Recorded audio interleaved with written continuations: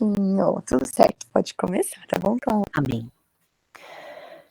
Cantares 2,15 é uma passagem que eu gosto muito. Deus já falou muito comigo sobre isso. E esse versículo, peguem as raposas, apanhem as raposinhas, antes que elas estraguem a nossa plantação de uvas que está em flor. Acho que Deus tem muito a falar para a gente hoje. Vamos orar? Pai querido amado, nós te louvamos por esse dia. Obrigada, Senhor, pela oportunidade de, mais uma vez, podermos viver a tua vontade, falar do teu amor e entender que a tua vontade é boa, perfeita e agradável sobre a nossa vida. Nos ensine hoje, Senhor, aquilo que o Senhor tem no seu coração e que nós estejamos abertas para aprender, para ouvir e para vivenciar, Senhor, tudo aquilo que o Senhor tem para nós, em nome de Jesus. Amém. Cantares 2,15 nos convida a refletir sobre o perigo das coisas pequenas que parecem inofensivas, mas que na verdade causam grande estrago. Só relembrando o que a gente estava falando ontem, né, sobre os capítulos 15 e 16, da divisão das terras e de tudo aquilo que o povo precisava fazer para conquistar a terra, que é a promessa que Deus havia dado. E pelo fato, então, de, numa dessas divisões, eles não se livrarem do povo cananeu, né? Muito se falou também sobre Zebulon, se eu estiver errada, me corrijam, por favor. Mas que, ao eliminarem o povo cananeu, eles deixaram que eles vivessem ali. E nessa dissertação, a gente fala sobre isso, né? Que muitas vezes na nossa vida, a gente precisa tomar algumas ações drásticas, algumas ações mais assertivas para fazer ajustes ou para consertar coisas, e a gente fala, não, isso não está atrapalhando tanto, deixa ali.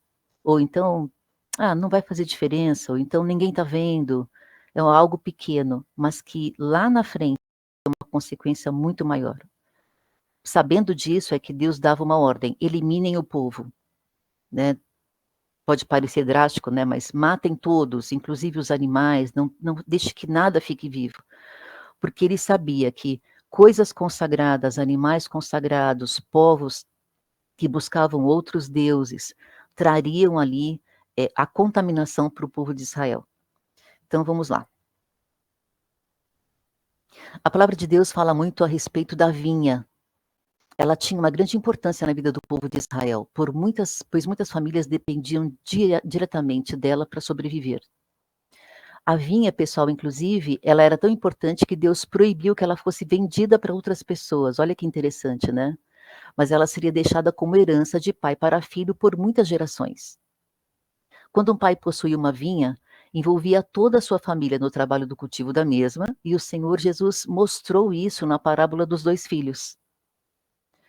Não sei se vocês já assistiram um filme chamado Caminhando nas Nuvens. É um filme bem antigo, né? Fica a minha recomendação aí para vocês procurarem.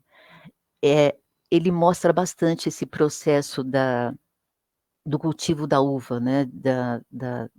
De passar de geração em geração, e o importante que é que a plantação da uva, ela tem um broto mestre, né? Um broto como uma pedra angular, né? Na construção, existe um broto que ele é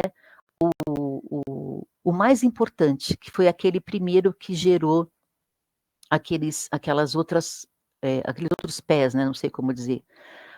Mas, e também, vocês vão ver mais para frente, a particularidade da plantação é que, claro, né, em muitos frutos acontece primeiro a floração. Então, quando chega a flor, é que você sabe que em seguida vai chegar o fruto. É um processo gradual, né? Então, você tem a semente, você planta, você rega, você cuida do solo, você prepara a terra, você põe ali algumas proteções para que animais não invadam, para que não venha uma peste, enfim. E aí essa planta começa a crescer, e quando ela solta o fruto, quem cuida do plantio sabe que em seguida vem o fruto. Então tem todo um cuidado específico, né? A vinha, como vocês podem ver lá em 1 Reis 21:2, né, mostra que o rei Acabe era um adversário, né? Ele mostra que a vinha tem muitos inimigos, porque o rei Acabe cobiçou a vinha de Nabote, que era um servo, e queria destruir. Um outro inimigo igualmente perigoso é a raposa. Ela costuma atacar a vinha para comer o seu fruto e às vezes nem espera o fruto, mas ela devora a flor, impedindo que o fruto, obviamente, chegue. O grande problema da raposa é que, por causa da sua aparência de bichinho inofensivo e gracioso, muitas vezes as pessoas toleram a sua presença e não cuidam de afugentá-las para longe, que foi o que a gente falou ontem dos cananeus, né? Vamos tolerar que eles fiquem aqui, eles vão continuar como escravos da gente, afinal de contas, a gente pode usá-los como escravos, e eles ficam com a gente. Então, não foi um acordo muito bacana, né? A gente vai ver lá no futuro. O que representa a vinha? Agora vamos fazer uma tipificação. A vinha tipifica a obra do Espírito Santo, né? Nas nossas vidas. Nós devemos nos envolver com a obra cada dia para que alcancemos a eternidade e devemos sim ter todo o cuidado para que nenhum mal aconteça. Existem muitas coisas que podem causar sérios prejuízos à obra e até provocar sua destruição. Muitas dessas coisas são como as raposinhas na vinha.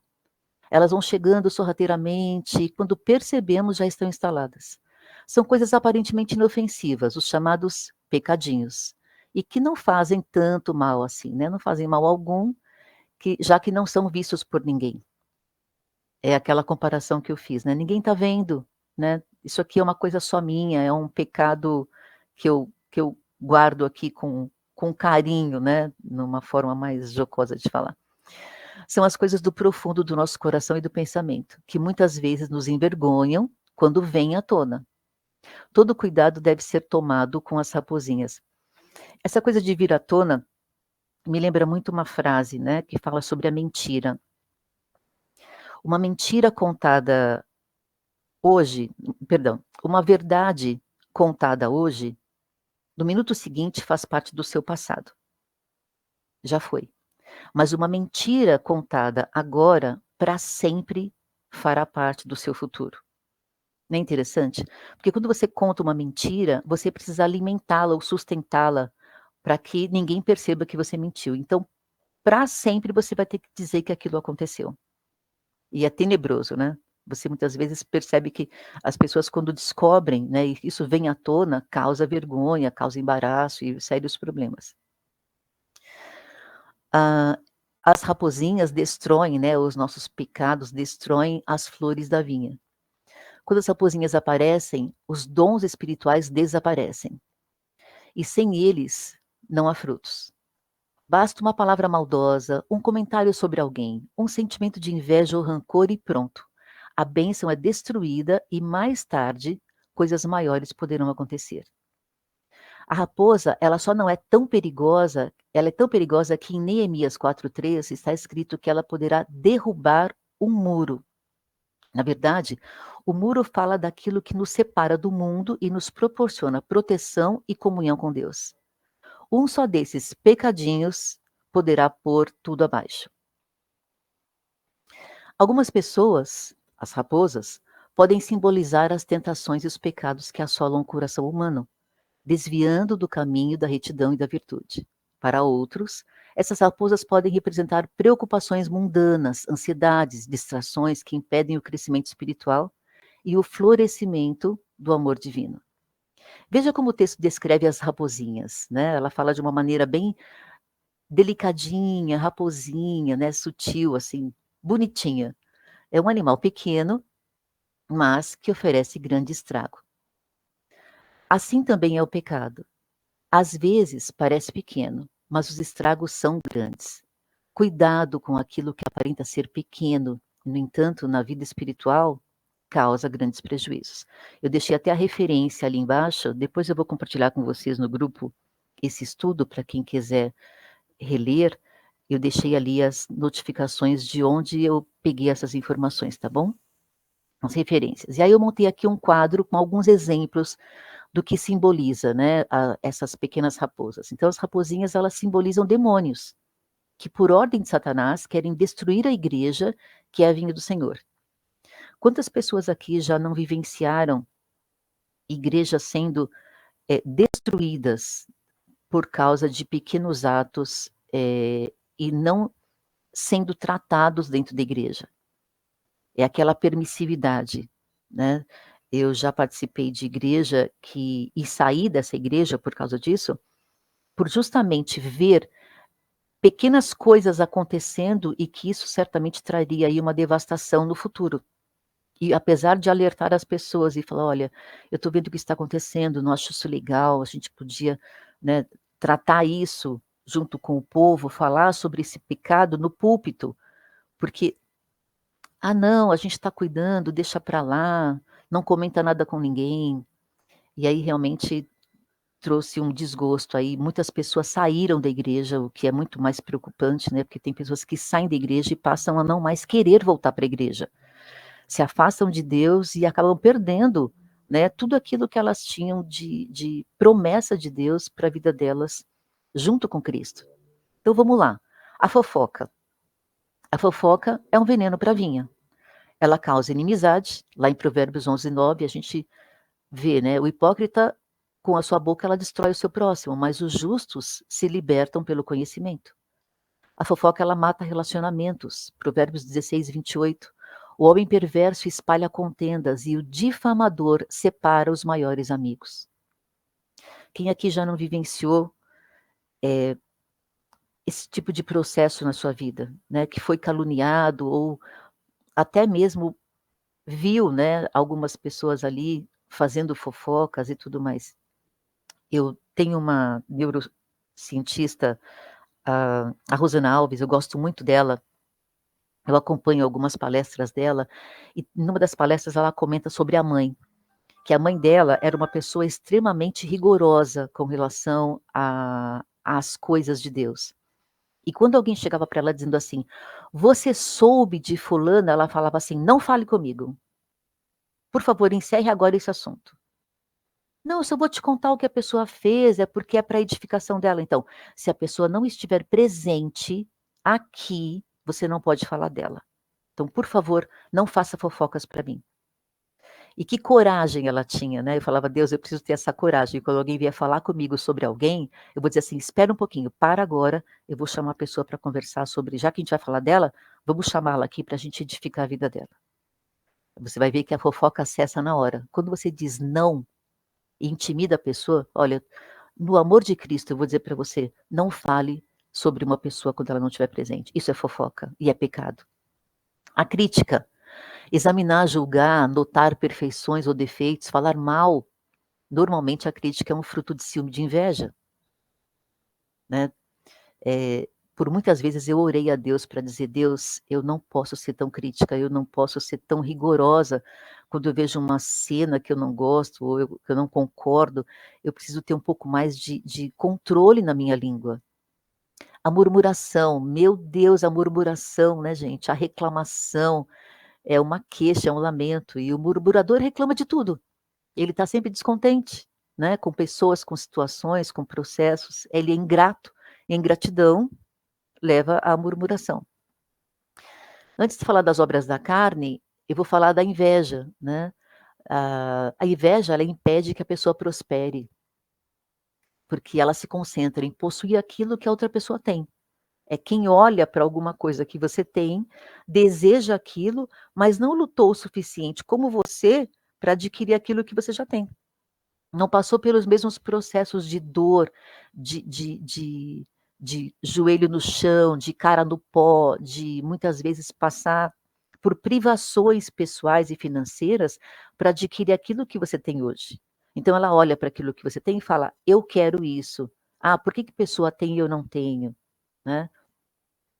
Em Hebreus 13:5, diz exatamente assim, seja a vossa vida livre do amor a dinheiro, e contentai-vos com o que tendes, porque Deus tem dito, de maneira alguma eu te deixarei e nunca jamais te abandonarei.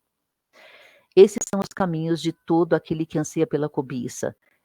Ela rouba a vida dos que a possuem. Provérbios 1:19. Isso é muito grave, né? Então, rouba realmente a vida de quem a possui, porque isso gera naquela outra pessoa a morte, né?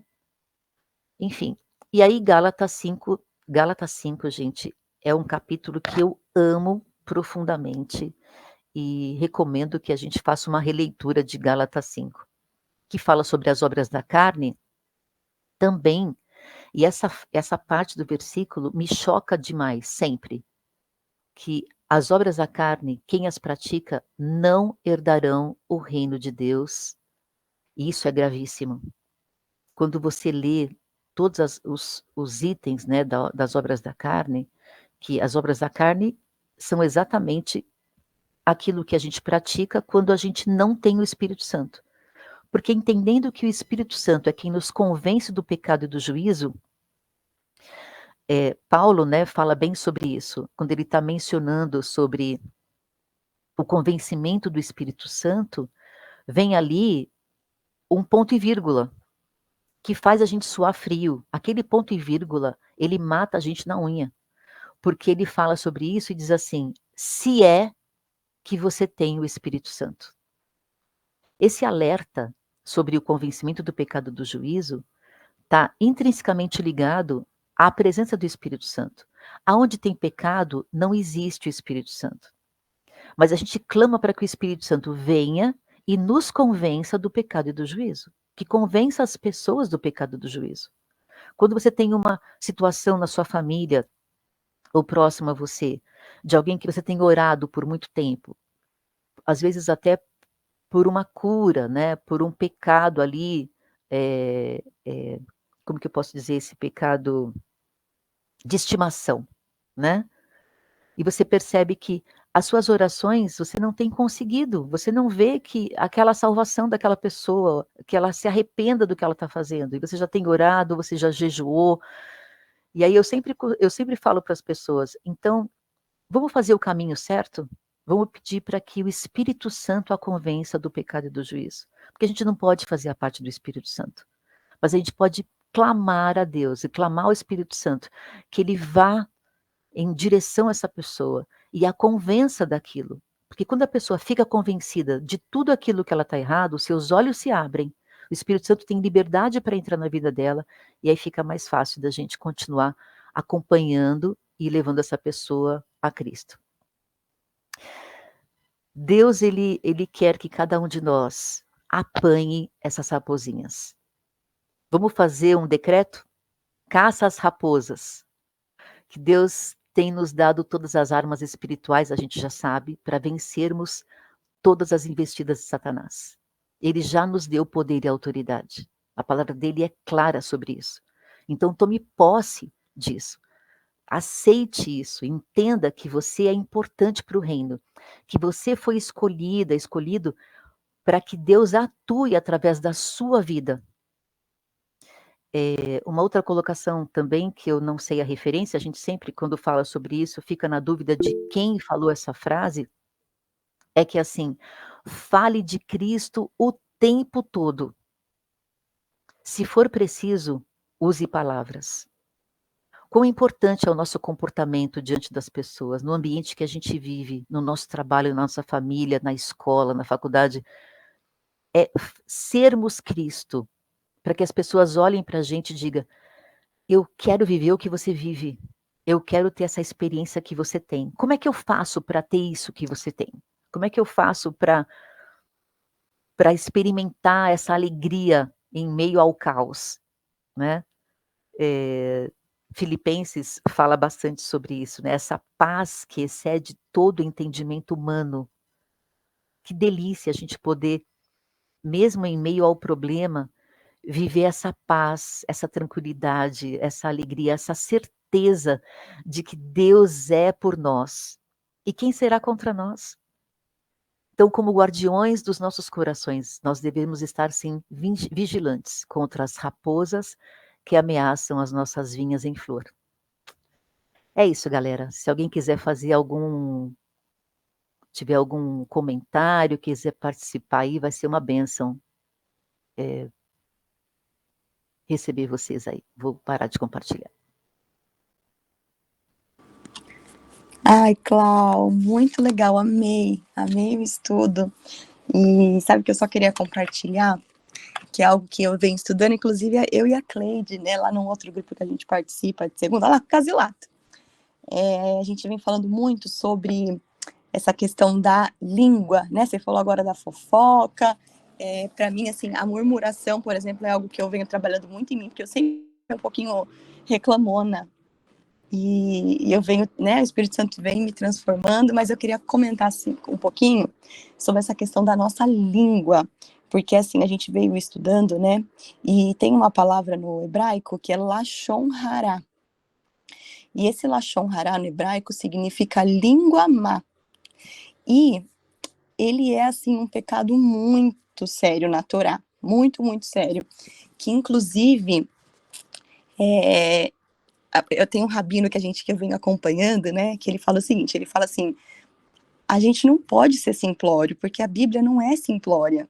E assim, às vezes tem alguns pecados que a gente tem aquela frase que é muito comum, né? Ah, não tem pecadinho, não tem pecadão.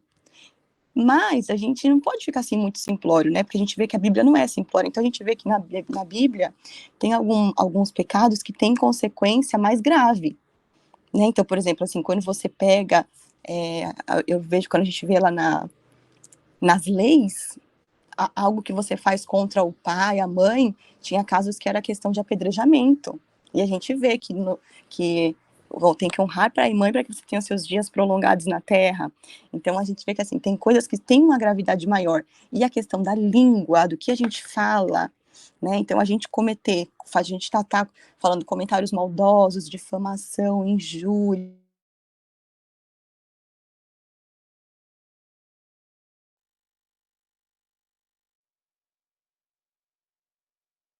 muito grave. E que eles tinham que ficar afastados, era muito, muito complicado quem tinha lepra.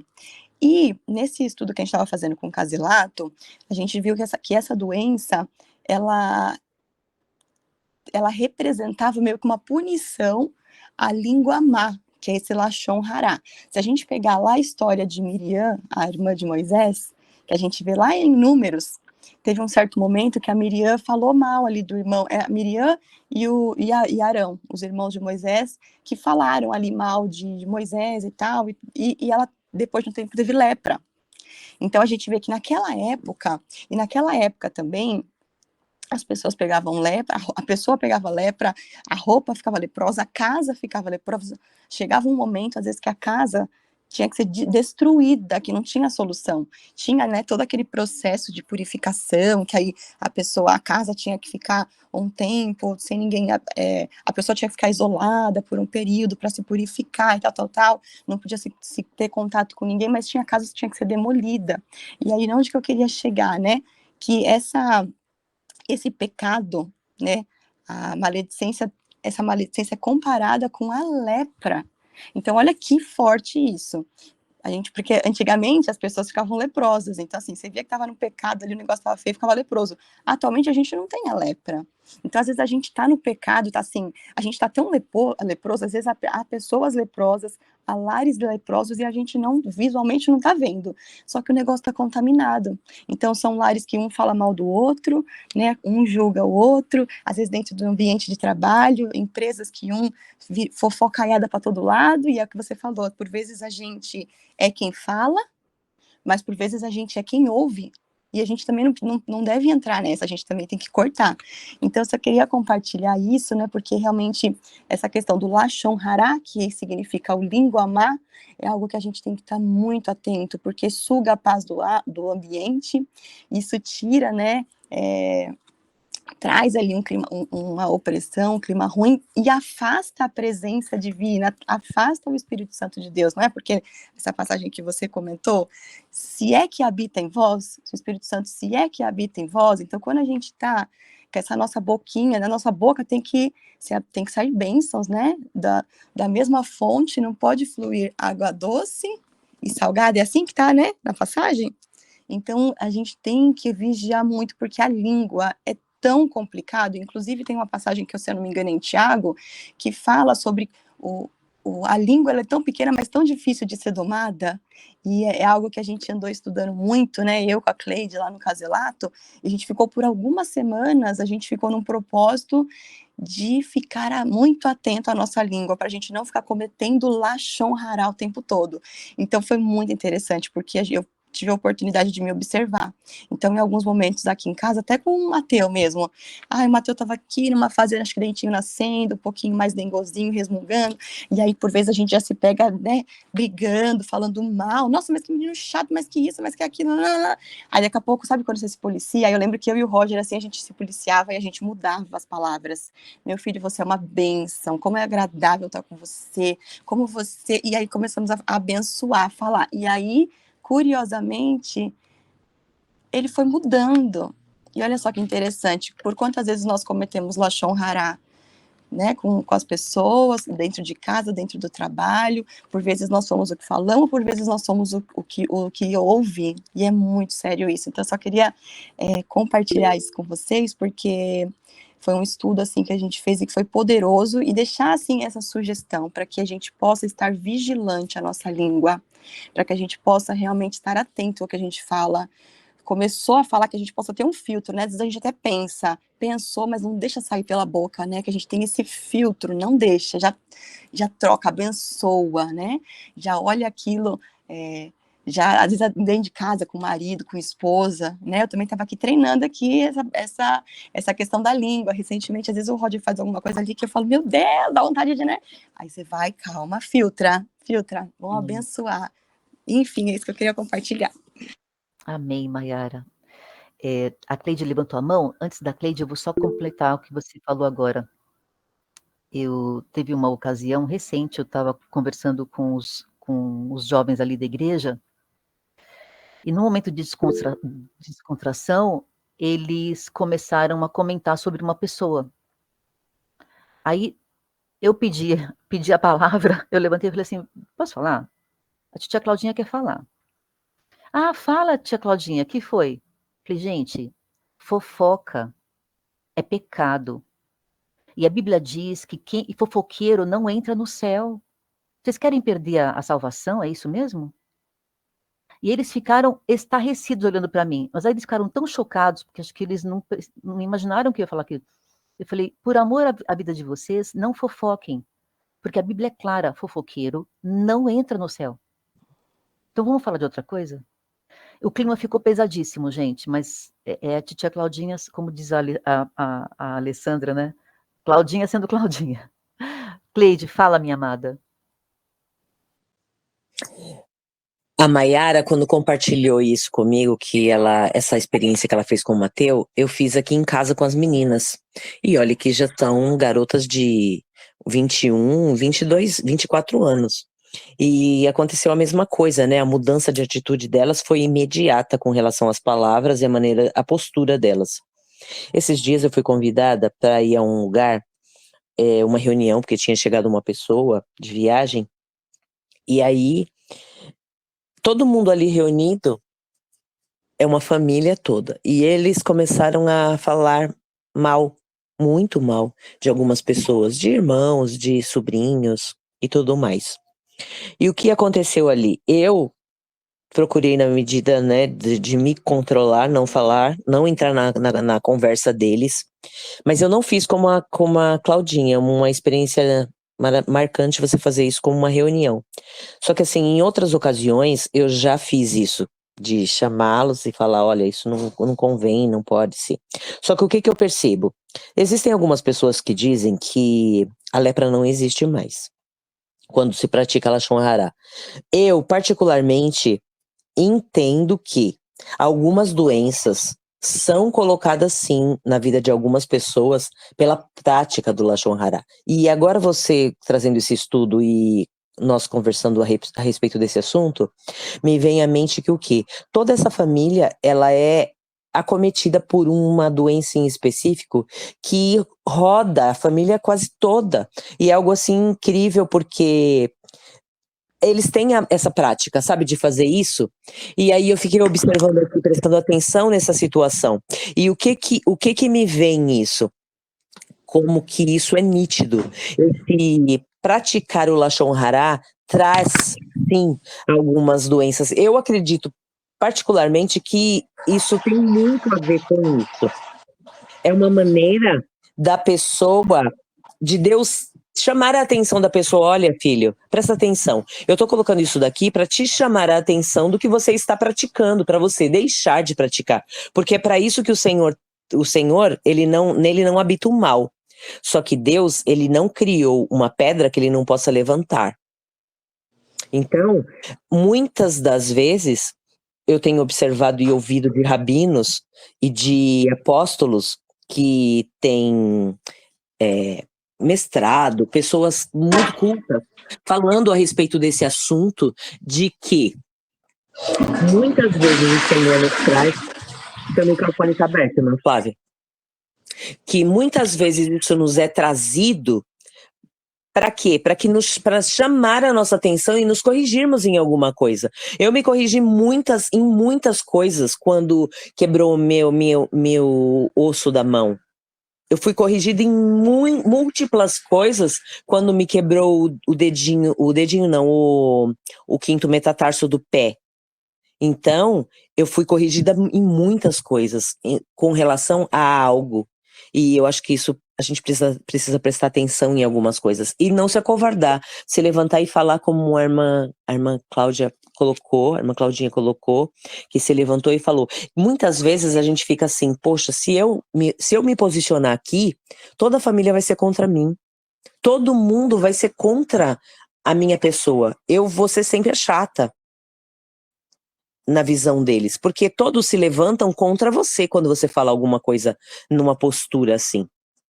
E é algo que muitas vezes dói, né? Dói no nosso sentimento, dói na alma, e a gente se abstém de falar ou de fazer alguma coisa. Era isso. Cleide, me faz pensar bastante sobre tudo isso, né?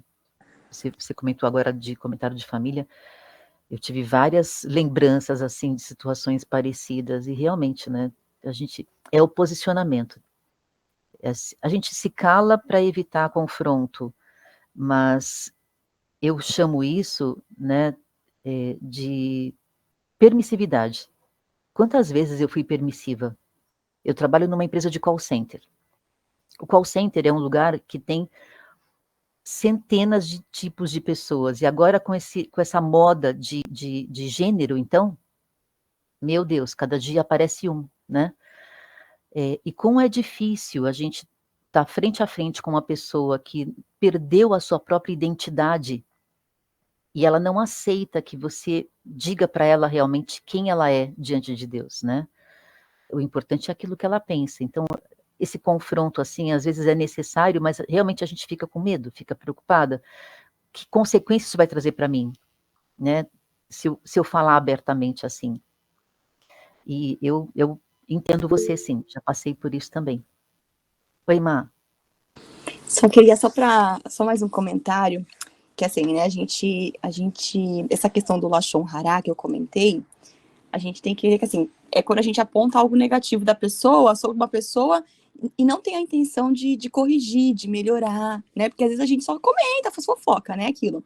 Diferente de quando, por exemplo, eu tô com um problema, sei lá, no casamento, uma questão com o marido. Aí eu vou até o pastor, para que a gente possa, né, para que o pastor possa ajudar, para que a gente possa chegar numa questão, é diferente, né, do que de repente eu ficar expondo para amiga, só reclamando, murmurando. Agora, o que eu queria falar sobre, que é o Caselato, ele falava até o seguinte, o antídoto do Lashon Hara, que o Lashon Hara é a língua má, né, o antídoto é o Lashon Tov. O que significa no hebraico Lashon Tov? É elogio, é a língua boa, o elogio que transforma, né? Elogiar alguém. Então, só queria deixar isso para a gente estar atenta, porque assim, a gente tem que usar a nossa língua para o bem, né? Afinal, quando a gente para pensar que Deus criou a nossa língua para transformar, para erguer, para mudar, não para destruir, né? Não para ficar julgando. E a gente é tão poderoso a palavra, porque a gente para pensar que toda a criação foi através da palavra, né? Então, que haja luz e houve luz. Então, a palavra é algo muito poderoso. E eu vendo um estudo com o Rabino, ele falava o seguinte, por que a língua foi criada? E ele falava que a língua ela foi criada para estabelecer um relacionamento. Primeiro para a gente se relacionar com Deus, com o Criador, e para a gente se relacionar com o próximo. Então, foi algo dado a nós, é um dom que Deus eterno, mas que precisa ser usado da forma correta, né? Para construir, para curar. Da nossa boca saem palavras de cura, para motivar, não para prejudicar, para rebaixar, para humilhar, né? Então, o antídoto do Lashon Hará, da língua má, é o Lashon Tov, esse elogio. E eu achei isso muito interessante, queria só compartilhar com vocês. E olha só que interessante, quando a gente pega os 10 mandamentos, nos 10 mandamentos, 5, eles são em relação a Deus. E os outros 5 são em relação ao próximo. Então, a gente vê que todas as leis, né, as leis éticas, as leis ali que a gente encontra na Torá, elas são referente ao relacionamento uns com os outros. Então, é muito sério a gente amaldiçoar o próximo, né? Porque quando a gente tá nessa fofocaiada, nessa coisa que não leva a lugar nenhum, todos nós somos imagem e semelhança de Deus. Então, quando eu tô atacando uma outra pessoa, a gente está atacando a sua criação. Olha só que forte isso. Isso o Rabino comentou numa pregação, eu até anotei porque eu achei forte isso. Então, se todos, né, somos imagem e semelhança do Criador. Quando eu ataco a criação, eu estou atacando o Criador. Falei, nossa, que forte. Enfim, queria só comentar isso, para a gente ficar atentos, né? Em a gente ir para o antídoto, que é o Lashon Tov, não ir para o Lashon Hará. É isso. Amém. Uau, quanta coisa eu aprendi hoje. Mais alguém quer fazer algum comentário? Não? Eu queria apresentar para vocês oficialmente a Fátima. É uma pessoa muito querida, gente. Eu a conheci na outra igreja que eu frequentei durante muitos anos. E ela é uma bênção. E ontem, depois do nosso estudo, eu sempre lembro da Fátima com carinho, né? A gente compartilha muita coisa bacana, assim. Mas convidei ela para fazer parte aqui desse grupo e quero dizer assim, glória a Deus pela vida de cada um de vocês. Quanto eu tenho aprendido, quanto Deus tem, quanto os estudos têm edificado a minha vida, né? Me tornando até mais sensível mesmo à palavra de Deus, sentindo necessidade de aprender. Então é isso, Fá, te amo em Jesus, você é uma bênção, você e seu marido, né, os seus filhos, que o Senhor venha abençoar a vida de vocês aí plenamente. E se ninguém tiver mais nenhum comentário, a gente pode encerrar com a oração? Oi, bom dia a todos. Eu agradeço o convite. Já pude perceber que estou numa sala de bênçãos, né? De onde a gente pode, logo de manhã, estar comendo, mastigando um pouco da palavra de Deus, e para termos um dia produtivo, aprendemos a nos calar no momento certo e falar na hora certa, né? Palavras certas, com a motivação certa. Tá? Então, agradeço a todas e estarei com vocês. Obrigada. Amém. Fátima, se você me permite, eu vou pedir então que você ore para a gente encerrar. Pode ser? Pode sim. Amém. Querido Deus, querido Pai, eu te louvo, eu te agradeço. Desde já eu te agradeço por mais um dia que podemos acordar, podemos respirar, podemos louvar o teu santo nome. Obrigado, Senhor, pelas vidas que aqui estão, por essa palavra, Senhor, que veio até nós para podermos mastigar, fazer valer a pena, fazer frutificar em nossas vidas, que possamos ser praticantes da palavra e não somente ouvintes. Eu te louvo e te agradeço, Senhor, e sei que Tu nos ensina a cada dia, nos abrimos, Senhor, a nossa mente, o nosso coração, para Tu poder estar falando conosco nesse dia sobre esta palavra, podemos, que possamos, Senhor, acontece alguma coisa que a gente possa vir na hora, Espírito Santo, nos lembrar desta palavra, para que não possamos, Senhor, e não ficamos, Senhor, entramos no meio que não te agrada, Senhor, e que possamos fazer a diferença, onde quer que nós estamos, seja no trabalho, na casa, na família, ou até mesmo no shopping, passando, as pessoas possam ver que algo brilha em nós, que algo diferente tem em nós. Ô, Senhor, faça valer a pena a tua palavra, Senhor, faça acontecer, Senhor. Em nome de Jesus, nós nos abrimos nesta manhã, Senhor, o nosso coração, para que tu possas fazer aquilo que tu tens que fazer, Senhor. E nos ensine, Espírito Santo, nos ensine a cada dia a andar de acordo com a tua palavra. É o que eu te peço, Senhor, eu te louvo e te agradeço, no nome de Jesus. Amém. Amém. Glória a Jesus. Um ótimo dia, pessoal. Deus abençoe plenamente vocês. E que tudo que vocês fizerem tenha ali a vontade do Senhor. Amém. Amém, Um ótimo glória a dia a Deus. todos. Cláudia, obrigada Dia. pela palavra. E eu posso só acrescentar uma coisa, gente, antes da gente ir? Claro, Desculpa por Val. isso. Eu ia até abrir aí depois a Cláudia. Ai, eu acho que ninguém tem mais sim. nada a falar ainda. Uhum. Mas eu gostaria muito, assim, de agradecer ao grupo aqui. Enfim, eu tenho participado, assim, dessas manhãs e tenho me edificado tanto, né? Como, inclusive, Fátima disse, Cláudia também, né? Essas manhãs têm enriquecido muito a mim, né? Eu vejo o quanto né, pessoas aqui incríveis estão aqui nesse grupo, pessoas que realmente estão buscando a palavra, buscando ser melhor a cada dia, né? Então, eu quero mesmo agradecer a todos vocês, porque tem me fortalecido muito nessas manhãs, e eu vou pedir, se pudermos, né, em algum outro momento também, eu vou pedir para que vocês orem pela minha vida nesse momento.